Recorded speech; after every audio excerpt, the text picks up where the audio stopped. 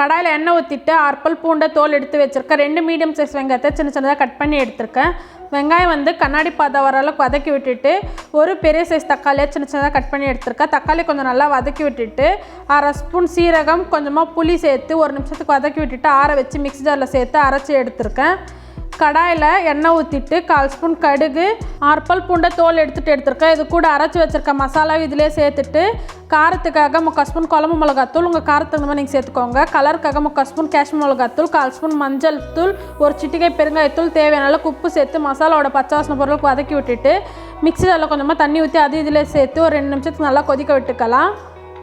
எண்ணெய் தண்ணியாக பிரிஞ்சு வந்துட்டு பிறகு ஒரு வாட்டி நல்லா கலந்து விட்டுட்டு 2 கைப்பிடி அளவுக்கு பாலக்கீரையை கட் பண்ணி எடுத்துருக்கேன். அதையும் சேர்த்து நல்லா வதக்கி விட்டுக்கலாம்.